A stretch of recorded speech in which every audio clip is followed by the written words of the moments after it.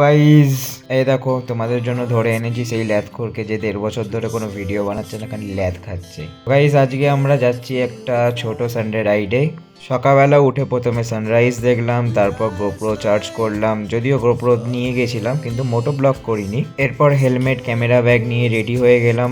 আমি রেডি হয়ে অপেক্ষা করছিলাম রাকেশের জন্য। আর এই হলো আমার ছোটবেলাকার বন্ধু রাকেশ।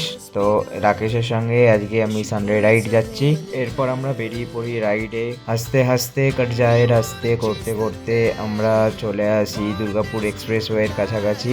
এরপর আমরা দুর্গাপুর এক্সপ্রেসওয়ে ধরে, তবে দুর্গাপুর এক্সপ্রেসওয়ের অবস্থা খুব একটা ভালো ছিল না, চারিদিকে ডাইভারশন করা ছিল। তো এরপর চলে আসি আমরা আজাদ হিন্সে কিছু সেক্সি বিউটিস দেখার পর আমরা চলে যাই হিন্দুস্তান ধাবায় গিয়ে ওখানে ব্রেকফাস্ট করি আলু পরোটা, তার সাথে একটা কড়ক চা দিয়ে শেষ করে কিছু ফটো সেলফি তুলে এরপর আমরা একটু হিরোওয়ালা স্টাইলে এখান থেকে বেরিয়ে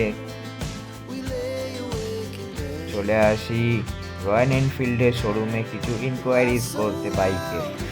এরপর আমার চোখে যা পড়লো, wow, Royal Enfield Himalayan new BS6 model, just looking like a wow. আর একটুখানি হিমালয়ানের ওপর বসে নিজেকে দেখলাম কেমন লাগছে। তোমরা কমেন্ট করে জানাতে পারো যে আমাকে কেমন লাগছে। এই গাড়িটা কি বুক করে দেবো? আমরা চলে আসি বাড়ি, আর এখানেই আমাদের মিনি ব্লগ শেষ।